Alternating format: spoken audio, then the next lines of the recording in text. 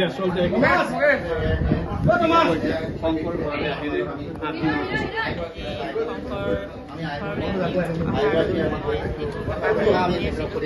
আজি ৰাইজ দল সংগঠন সাংবাদিক ইমান মৰম দি আদৰি ৰাইজে ন্যায় দিলে উচ্চতম ন্যায়ালয়ে ন্যায় দিলে তাৰপিছত মই আজি সকলো ৰাইজ সাংবাদিক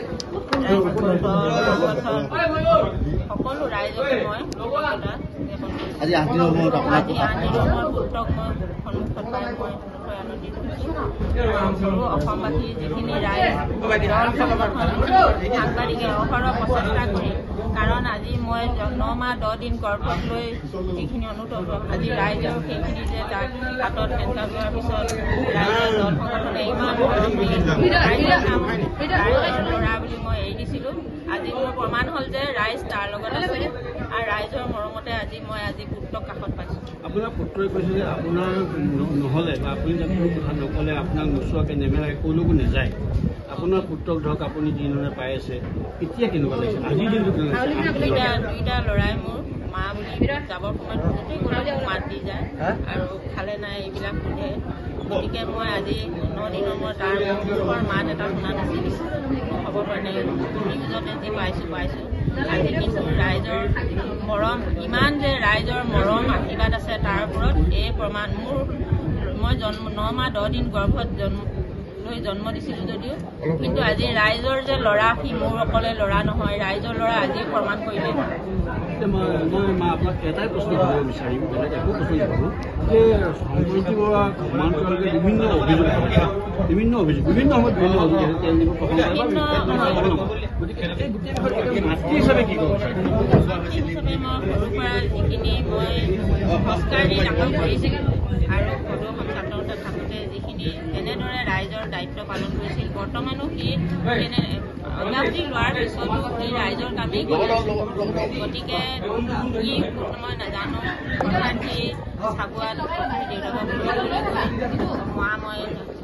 ষ্টেটমেণ্ট দিবলৈ যাওঁ এনেকৈ বুলি ক'লে ল'ৰা আহিব বুলি কৈছোঁ কিন্তু হঠাৎ তাৰ হেঁচা পিঠি মই হতবাক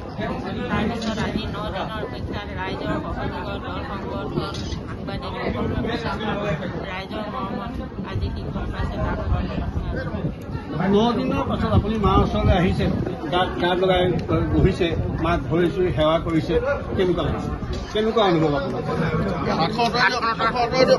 নিশ্চিতভাৱে আচলতে এইটো আৱেগিক মুহূৰ্ত 8টা দিন মাৰ অসুখ হৈ থাকে মা ৰাতি টোপনি নাহে মোৰ চিন্তাতে থাকে মই বহুদিন ঘৰৰ পৰা আঁতৰি থাকোঁ এইবিলাক চিন্তাত মাৰ আচলতে অসুখ হৈছে 8টা দিন মাৰ চিন্তাই জুমুৰি দি ধৰিছিল কিন্তু জানিব পাৰিলোঁ যে ঘৰত বহু মানুহ আহি আছে মানুহে সাহস দি আছে সেই সাহসতে ময়ো নিশ্চিন্তভাৱে আছিলোঁ আৰু আজি লগ পাই সঁচাকৈ আনন্দিত হৈছোঁ। সেইকাৰণে মই মুকলি আকাশৰ তললৈ অনাৰ ক্ষেত্ৰত যিসকলে ভূমিকা গ্ৰহণ কৰিলে সকলো দল সংগঠন সংবাদ মাধ্যম দুলীয়াজানবাসী ৰাইজ অসমবাসী ৰাইজ সকলোকে মই ধন্যবাদ জ্ঞাপন কৰিছোঁ। আপোনালোকৰ এই শক্তি এই সাহস এই ধৰণৰ যি ধৰণে মোক